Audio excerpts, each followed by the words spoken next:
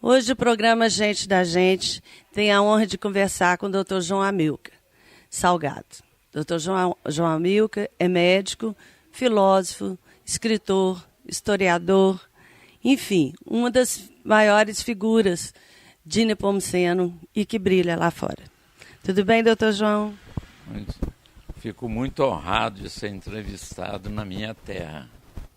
E que tem muita coisa para contar para nós, né, doutor João? Exatamente.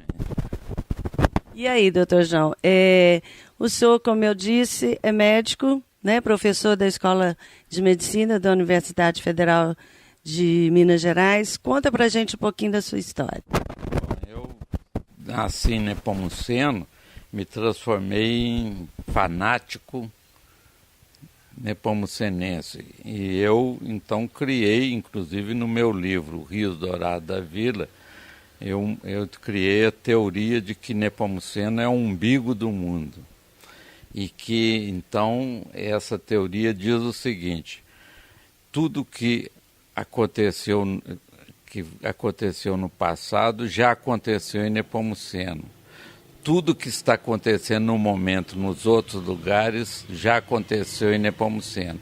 E tudo que vai acontecer também já aconteceu em Nepomuceno. A teoria do umbigo do mundo é muito interessante, porque os gregos acreditavam nisso. Eles achavam que a Grécia, lá dentro da Grécia, tinha um lugar chamado Oráculo de Delfos, e ali tinha uma escultura de um umbigo gigante, onde eles faziam sacrifícios, invocavam os oráculos, e aquilo ali era o centro do mundo para eles. Inclusive eu tenho, quando eu faço palestra, eu projeto um slide onde aparece esse umbigo no centro do mundo, como era antigamente.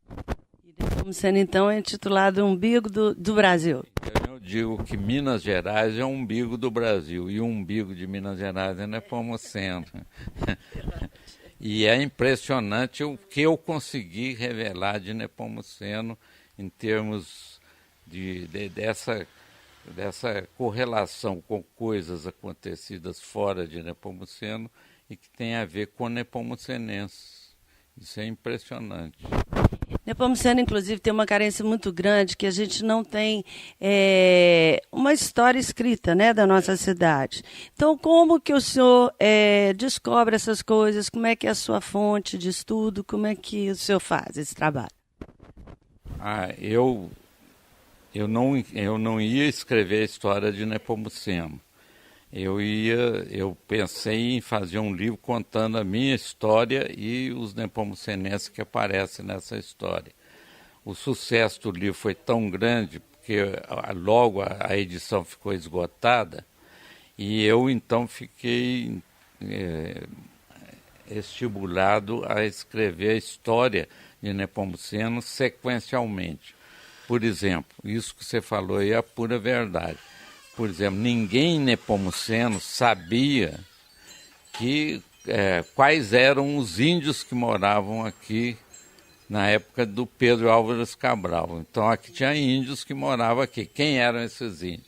Então, eu fui estudar, investigar. Segundo lugar, antes, até 1760, quando foi a época da fundação dessa cidade, aqui era Mata Atlântica e já não existiam índios mais, porque eles tinham sido todos trucidados. Mas existiam vários quilombos que os negros que trabalhavam no garimpo de lavras, das lavras do funil, né? Lavra quer dizer garimpo. Então, lavras eram os garimpos da ponte do funil, do lugar chamado funil, que depois fizeram a ponte ali.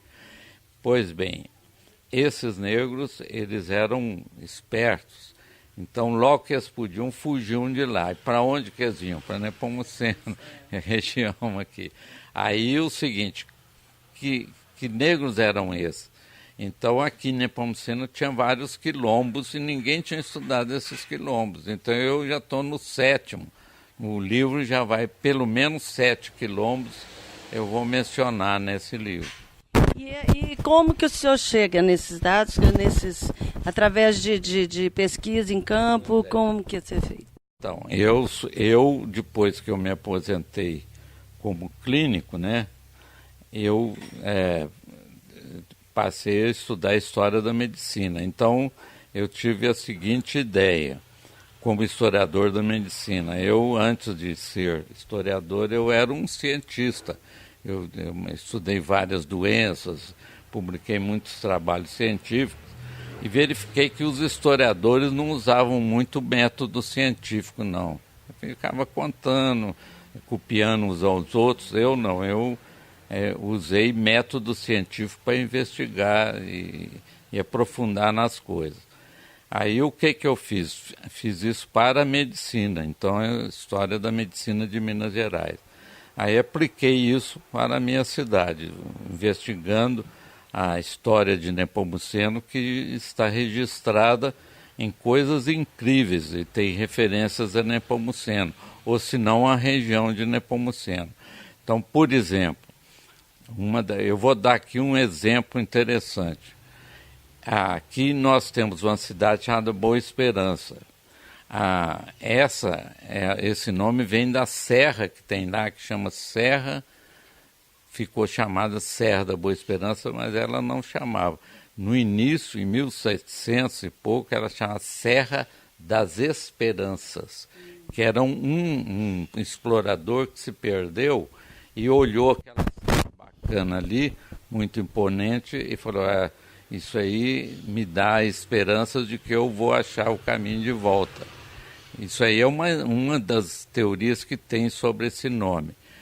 E aí o que acontece? O nome da cidade de Boa Esperança não era da Serra.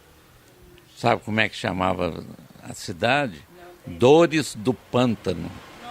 Dores do Pântano, porque toda a região entre a Serra da Boa Esperança e o Rio Grande, que hoje é um lugar turístico, né, por causa da represa de Furnas, ali era um pantanal semelhante ao Pantanal Mato-Grossense. Então tinha sucuri aqui, onça, tudo. E aí era um pântano mesmo. Então esse pântano, o lugar chamava Dores do Pântanos porque os índios, em 1770, foram massacrados ali. Isso aí vai saber tudo no meu livro, quer dizer, isso não foi pesquisado, porque o padre lá de Boa Esperança falou assim, não, isso aqui chama Esperança por causa da Nossa Senhora. Então, Nossa Senhora das Dores da Boa Esperança. Já desvirtuou toda a história em favor da religião, né? Então, isso aí vai sair todo no meu livro. Ai, que bom, né? Nós estamos ansiosos. Para quando que será o livro? É um livro, eu espero que saia no segundo semestre. Então vai ser um festão, todo mundo já está convidado, igual o outro quando foi lançado, né? Que eu me lembro. Aqui e lançado em Belo Horizonte. E esse livro, eu espero, como ele, eu quero ilustrá-lo com figuras que ninguém nunca viu da história de Nepomuceno. Aí eu vou trazendo todo o acervo fotográfico que eu levantei, desenhos, etc., que eu levantei nessa pesquisa. Isso é uma ótima notícia para nós, né, doutor João? Porque, como eu disse, a gente é órfão disso. Nós não temos realmente nada documentado. Então é o seguinte, uma das revelações que eu faço no livro é que eu presto homenagem aos primeiros que se esforçaram por contar a história de Nepomuceno. Só que eles não tinham recurso nenhum e relatavam coisas que as famílias contavam. Então, o primeiro historiador de Nepomuceno foi o Neca Correia Lima, que é o avô da dona Dide. E esse Neca Correia Lima, ele deixou, olha para você ver, incrível como é que é a história. Ele escreveu manuscrito e até hoje não foi publicado o manuscrito dele. Foi usado, mas não publicado. Então, o manuscrito do Neca Corrêa é importante, mas ele escreveu já no século XX, já tinha 3 séculos de Nepomuceno.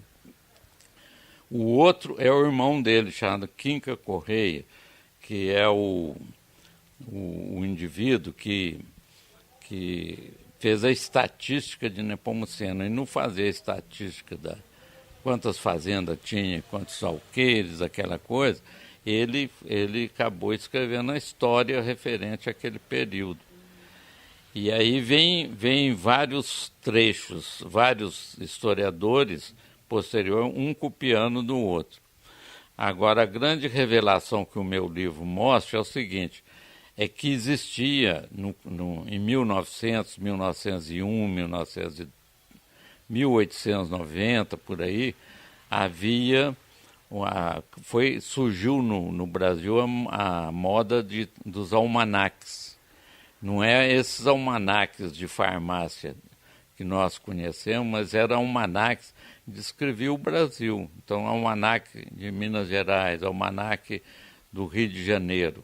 E eu descobri nesses almanaques vários almanaques, aí eu reproduzo na íntegra. Então, todos os almanaques, um atrás do outro, eu vou E nesses almanaques você mostra a história atual, ou seja, da época. Então, vou dar um exemplo para você. Eu vou falar o Capitão Menezes é o que seu? É o meu bisavô. Bisavô. O seu bisavô, Capitão Menezes, então no almanaque do Rio de Janeiro, que era para a população brasileira ler, porque ele não está escrevendo para Minas Gerais, nem muito menos para Nepomuceno.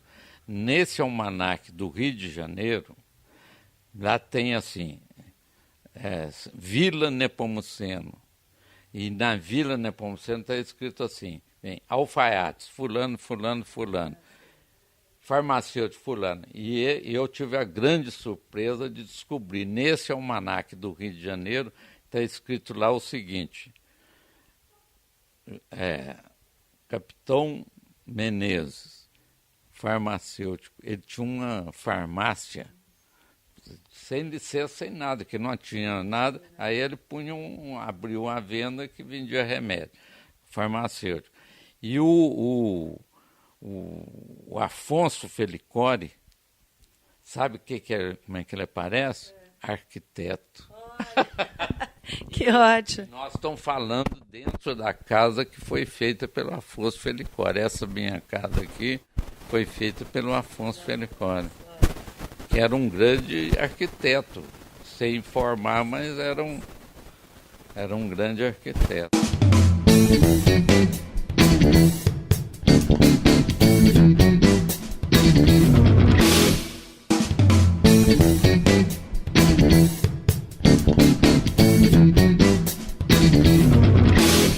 Nossa, é muita coisa, né, João? Que delícia que é conversar. Eu adoro história. E aí tem muita coisa. Agora, eu sou obrigado a confessar que eu censurei alguns problemas que surgiram vamos supor, disputas de terra aqui. Houve coisas grandes, coisas sérias, por exemplo. Nepomuceno tem 2 lugares que chama contendas. Tem a contendas para o lado do Sapecado, tem a contendas para o lado do Garangui, do lado oposto. Isso quer dizer, a palavra contenda quer dizer disputa, briga. Então deve ter tido muita morte aí. E isso eu não consegui documentar, mas eu posso inferir. Por exemplo, existiu aqui uma família chamada Gondim Rodrigues. Aí você chega lá na Trumbuca, pergunta o meu empregado aqui, que é nascido na Trumbuca, eu falei assim, você sabe onde que ficam os Gondins? Eu falei assim, é ao lado da fazenda do Fábio Garcia. Quer dizer, então ficou o nome, mas as pessoas da família Gondim mudaram. Aí eu fui atrás. Sabe onde é que eles moram? Em Itapecerico. Nossa. Aí Eu vou lá e entrevisto o pessoal da família Gondim para saber se eles sabem que eles estiveram aqui e houve brigas, essas contendas, e eles saíram. Eu dou outros dois sobrenomes aqui. Além do Gondim, eu dou o sobrenome Terra. Aqui tinha a família Terra, que era uma família importante. Entrou em conflito aqui por causa de terra, mudou todo mundo aqui. E a outra é a família Ferro. Tinha uma família com sobrenome Ferro.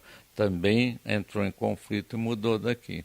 Olha, que interessante. E o senhor localizou a maioria dele? Eu tenho um capítulo que chama História das Famílias Tradicionais de Nepomuceno. Então eu enumero todo.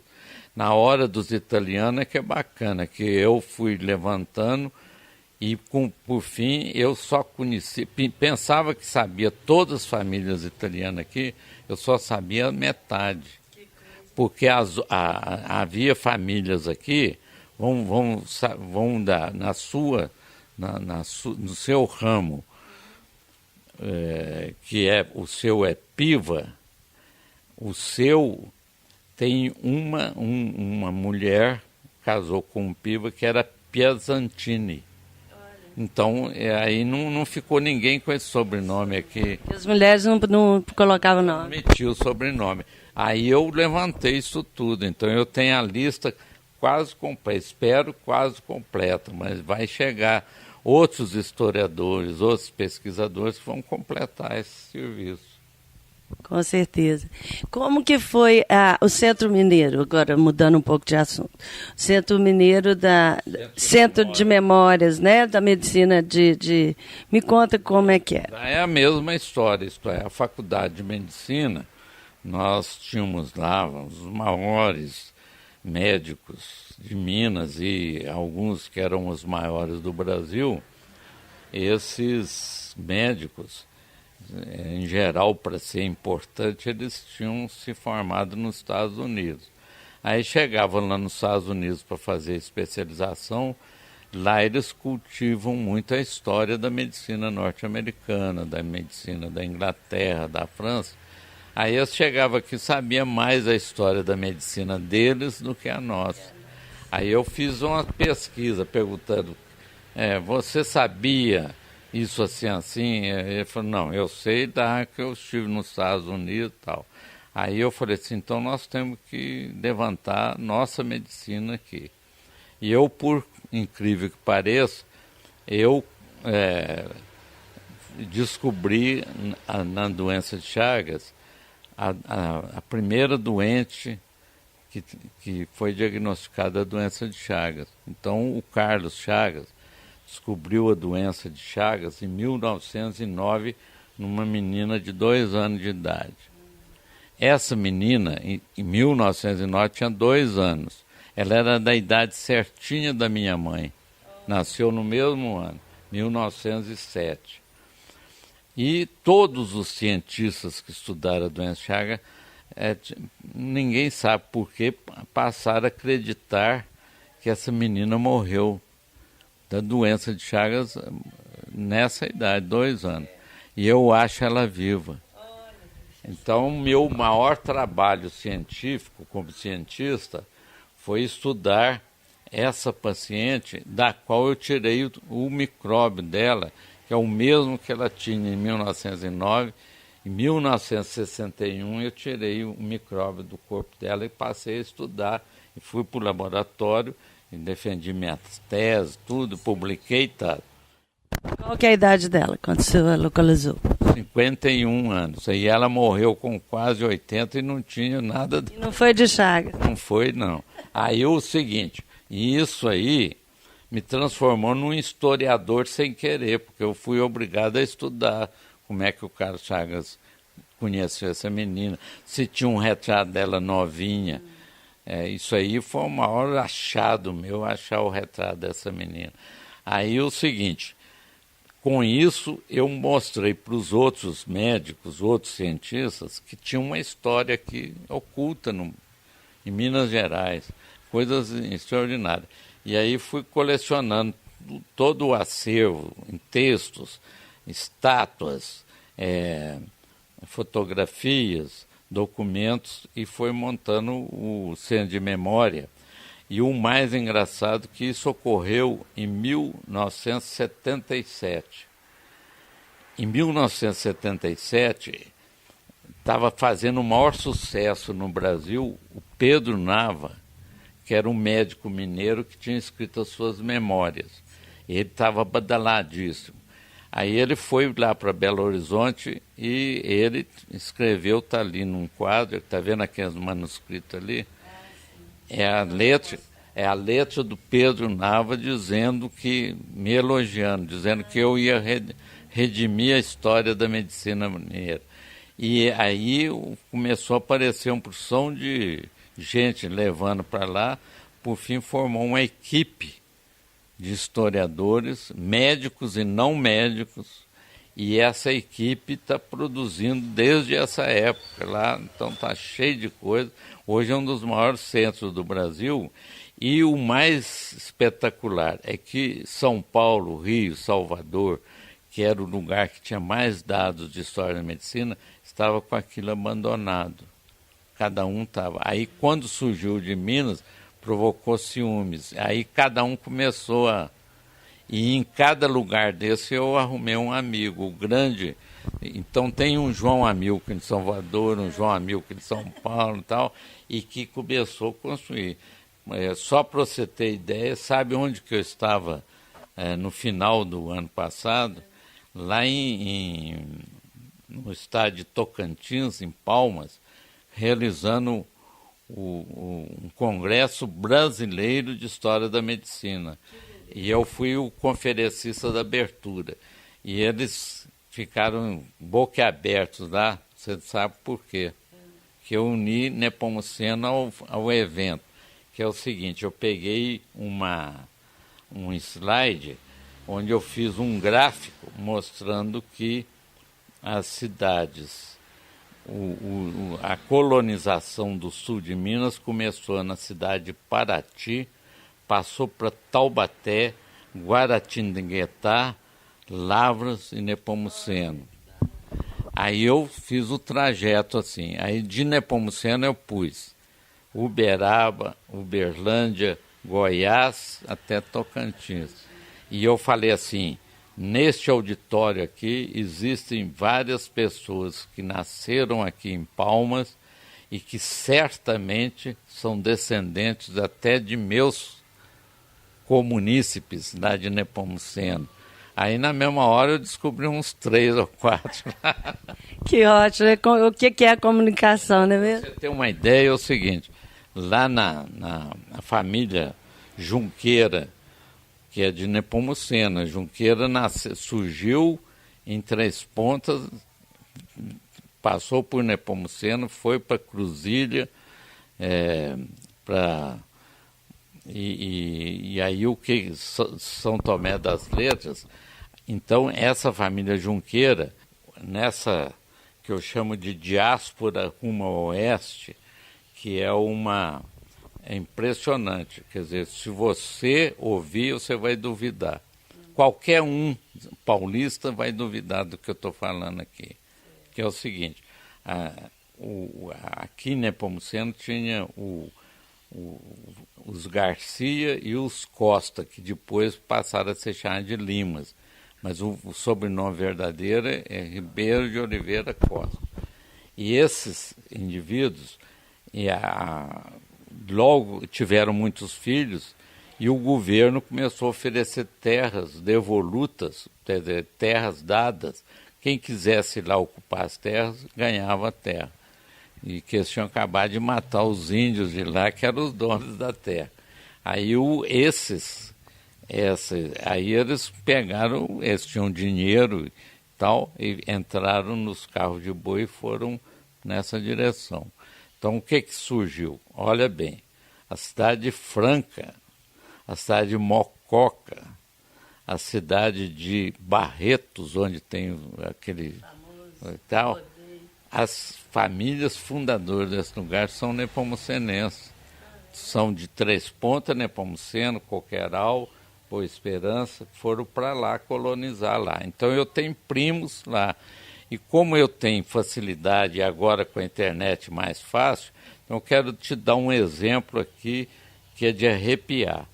Eu publiquei na internet um texto meu contando a história da família Vilela, com todos os dados, etc. e tal. Então circulou na internet pelo Brasil inteiro. Aí eu recebo uma mensagem de um professor da Unicamp, um cientista da Unicamp, que não chama Vilela, chama Paiva, e virou assim: João Amilcar, você me matou de emoção com esse texto, porque eu sou da cidade de Coxins, no Mato Grosso, e essa cidade foi fundada por seus parentes Vilela, e eu sou um dos descendentes. Ai, que maravilha, hein? Coisa impressionante. Então, você tem Barretos, tem naquelas cidades ali todas. Aí o que acontece? Uberlândia foi fundada por um sujeito que é da família Carrilho, que saiu daqui de perto de Candeias, e que é o ascendente dos Vilela, porque tem um tio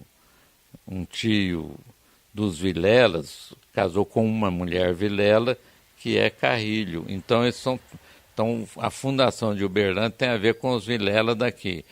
E Tuiutaba, a mesma coisa. Aí, o que aconteceu depois? Eles foram e fundaram essas cidades todas lá, que é Goiás, Mato Grosso do Sul, Mato Grosso do Norte e agora Tocantins. O que aconteceu? Mais tarde, famílias de Nepomuceno resolveram mudar para Goiás e foram lá encontrar os parentes que já tinham ido. Então, a família Rodrigues, por exemplo, é exemplo, não é? Então, eu vou em Goiás fazer palestra, aí falo, aqui nesse público aqui deve ter gente, aí aparece logo a coisa. Então, é impressionante isso. No Nordeste brasileiro, vou te dar um dado do Nordeste impressionante.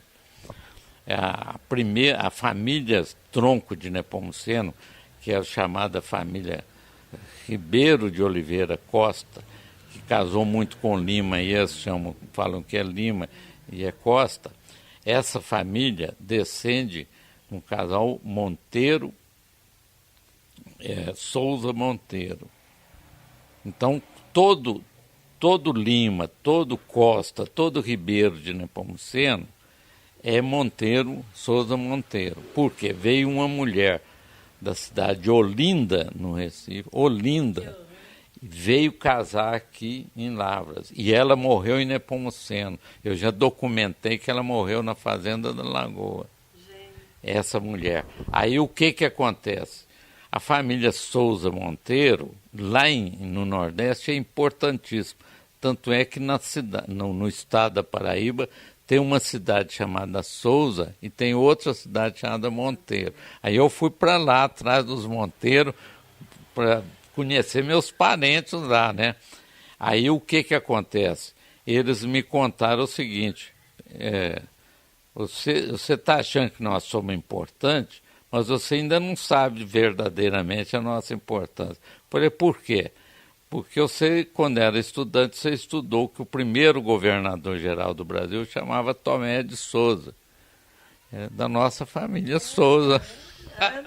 Sou chique. Aí sabe o que aconteceu? Falei assim, vocês já viram falar que Nepomuceno é o umbigo do mundo? Pronto. Ficou documentado agora. Que ótimo. E aí eu fiz isso com a medicina também. Hoje o Centro da Memória da Medicina é referência, por exemplo, o Congresso Brasileiro de História da Medicina. Lá longe, eu faço a conferência de abertura. E aí, agora o próximo vai ser no Rio de Janeiro. E aí nós já estamos combinando como é que vai ser a programação, etc. Tal. E eu já vou enfiar a Nepomuceno no meio. Quer ver? Olha para você ver. Houve uma época no Brasil que teve 3 prefeitos, um prefeito de Belo Horizonte, um prefeito do Rio de São Paulo E o correspondente a prefeito no Rio era governador, que se chamava governador da Guanabara. Pois bem, o prefeito de Belo Horizonte chamava-se Francisco Souza Lima. O prefeito de São Paulo chamava-se Brigadeiro Faria Lima. E o prefeito do Rio de Janeiro, governador, chamava-se Francisco Negrão de Lima. Todos três da mesma família Lima de Nepomuceno. Francisco Negrão era filho do Licas de Lima, não é isso? Licas de Lima. Então, o Licas de Lima, no livro Rios Dourados, eu conto como é que a família morava ali na Praça da Matriz, onde havia a casa do Jonas Veiga, na esquina que foi derrubada. Ali era o fim da casa da Botica do Dario. Aquela casa da Botica, ela continuava até na esquina, que era aquelas casinhas emendadas que tem ainda em muitas cidades do interior aí. Então, a primeira casinha tinha 2 portas de comércio, que era a Botica, que foi o meu avô, que era o farmacêutico ali. E aí terminava, na última casinha, morava o Licas de Lima com aquela filharada. No meu livro vai aparecer uma foto dele ali, com a família, a dona Mariquinha Negrão, tudo ali. E aí eu acho que Nepomuceno deve uma homenagem fantástica ao Francisco Negrão de Lima. Sabe por quê? Porque quando ele nasceu, Nepomuceno não era cidade ainda. Então, todo mundo falava, eu nasci em Lavras, só que era numa vila de Lavras chamada Nepomuceno. Então, o Otacílio, irmão dele, perguntava ao Otacílio, onde o senhor nasceu? E ele, corretamente, não é errado, falava, nasci em Lavras. Aí, sabe o que o Francisco respondia quando eles perguntavam para ele? Eu nasci com muito orgulho na cidade de Nepomuceno. Ou melhor, eu não sou nepomucenense, eu sou um trumbucano. Ah, que ótimo. Por isso que o Nepomuceno deve homenagear muito Chico Negrão. E ele gostava de vinho aqui, a mulher dele é que não gostava de vinho, a dona Ema Negrão.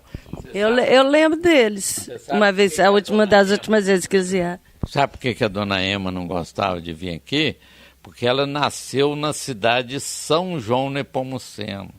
E o povo lá de São João Nepomuceno sempre queria que Nepomuceno escolhesse outro nome para não confundir com ele. Então ela não gostava de Nepomuceno por ter o mesmo nome da cidade.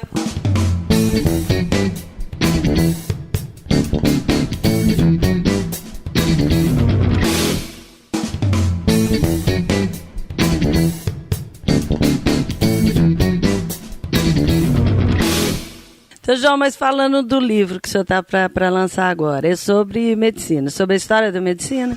Então, aqui no dia 26 vai ser lançado oficialmente pela Academia Mineira de Medicina o meu livro que chama O Ensino da Medicina no Brasil e em Minas Gerais.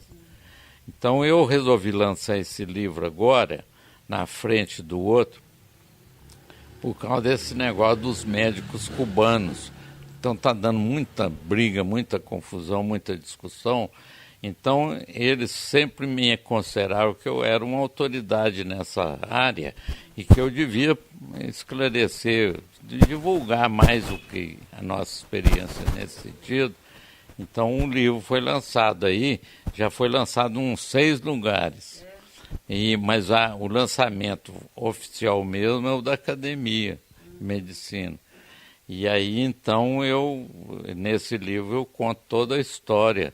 E o pessoal está meio escandalizado, porque eu conto que o ensino da medicina no Brasil, pelos livros aí, começou com Dom João VI, quando ele chegou aqui. Eu digo nada disso. Já havia ensino da medicina aqui antes do Pedro Álvares Cabral. Aí eu falo, por exemplo, que na cidade de Cusco, lá no Peru, o Inca, a civilização Inca, tinha uma medicina altamente avançada, Ora, os médicos, eles praticavam a medicina tendo aprendido em algum lugar, então havia ensino médico nos astecas, nos incas e assim por diante. Então, os índios brasileiros também preparavam os seus pajés, que eram os médicos deles. Muito bem que a medicina indígena brasileira é altamente avançada, e eu sou autoridade nisso para dizer que era. Aí, então, o que aconteceu?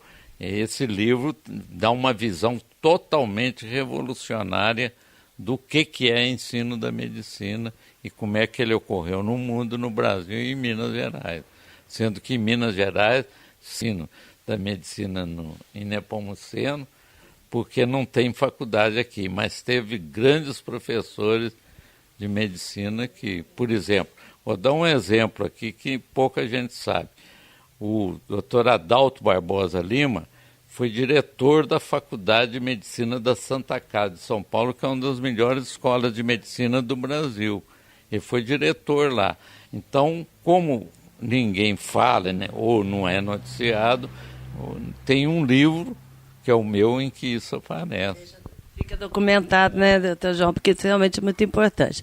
O senhor, além disso, é muito conhecido pelos causos, né, como ótimo contador de causos. Então, eu gostaria que o senhor contasse um caos aí para nós de Nepomuceno.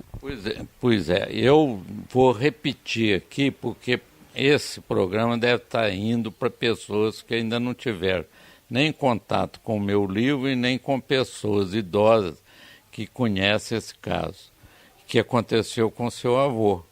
Não é? É o caso do juiz que chegou aqui. Esse juiz, por sinal, ele era do sul de Minas, ele é de Ouro Fino, Dr. Luiz Renault Apocalipse. Eu mantenho contato com a família deles toda. Dr. Luiz Renault Apocalipse era um sujeito educadíssimo, né? Um senhor muito bonito, com as crianças dele, e chegou num carrinho pequeno. Não existia indústria farmacêutica, a indústria automobilística no Brasil. Ele veio num carrinho, acho que europeu, o carro enguiçou lá no alto, por lá da Santa Cruz ali. Aí ele deixou a família debaixo de uma sombra de uma árvore e veio a pé de lá e procurando o Hotel Menezes, porque ele estava lá ser hospedado inicialmente até arrumar a casa. O novo juiz ia se hospedar com o Tito Menezes. Aí o Tito Menezes chega lá e vira assim: eu sou o novo juiz, prazer, tal. O meu carro está lá parado. Aí o Tito virou assim: não, isso aí é fácil. Eu falei: o que o senhor vai fazer? Eu vou telefonar para a oficina do Catassapo. Aí o juiz já apavorou: puxa, oficina do Catassapo? Aí o que aconteceu? O Catassapo está aí e consertar o carro do novo juiz está lá parado e tal. Aí responde lá: o Catassapo não está aqui, está o Formiguinha. O Formiguinha. Ele falou assim: mas o Formiguinha, espera aí que eu vou chamar o Formiguinha. Aí eu falei assim: infelizmente o Formiguinha também ainda não chegou, porque ele está consertando o ônibus do frango. Mas o senhor fica sossegado que eu vou mandar o Pioinho chamar os dois. Aí o juiz ouvindo virou assim para o Tito Menezes: eu estou achando que o senhor está me pregando uma peça. Fazer humorismo na hora trágica dessa, que eu estou com a família no sol lá, é grave. Aí o Tito apavorou, virou assim: não, eu vou chamar um carro de praça, que é o táxi, hoje a gente fala táxi, o carro de praça, para ir lá trazer a sua família, etc. E por acaso é o elefante ou o rinoceronte que vai me levar? Ele falou assim: não, é o camundongo. Aí o senhor está preso, deu voz de prisão. Deu voz de prisão, por favor. Ai, gente, é muito bom. Agora você não sabe, então é um complemento que todo mundo que sabe essa piada vai saber de um complemento, que é o seguinte: O doutor Luiz Renault foi transferido de Nepomuceno, foi meu professor no ginásio, dava aula aqui, é um ótimo professor, e ele foi transferido daqui para a cidade de Cambuí, que é aqui perto. E ele estava lá como juiz em Cambuí e foi passear em Belo Horizonte, e atravessando Afonso Pena ele nos avistou, um grupo de estudantes nepomucenos. Em vez de nós o reconhecermos, ele que reconheceu a turma. E chegou e virou assim, vocês estão lembrados de mim? Aí nós vimos, o senhor é o doutor Luiz Renault. Ele falou assim, nunca mais vou morar numa cidade tão deliciosa. E repetiu a piada. Não é bacana? E ele falou assim, nunca mais eu vou assistir outra. E o irmão dele, chamava Álvaro Apocalipse, é famoso no Brasil e no mundo inteiro, porque ele tem um teatro de marionete chamado Giramundo em Belo Horizonte. É irmão desse juiz. E era colega do Jarbas Juarez lá na UFMG, no curso de Belas Artes. E o Álvaro Apocalipse adorava, né? Nunca veio em Nepomuceno, falava assim, Jarbas, João, conta casos do meu irmão e outros casos de Nepomuceno. O maior artista de marionete do Brasil. Nossa, é muito gostoso. Né? A gente, se pudesse, ficava aqui a tarde toda e ia ter muito assunto, né, doutor João? Exatamente. Estou à vamos... disposição de vocês. Das outras vezes que na Semana Santa, talvez, aí nós vamos continuar esse papo aí. Tem muita história. Com certeza, é um prazer muito grande, né? Como eu disse, essa é a primeira vez que gente da gente vem visitá-lo e com certeza nós vamos voltar mais vezes. Queria te agradecer, né, por você ter aí nos recebido nessa tarde de descanso, aí quarta-feira de cinza. Um grande prazer.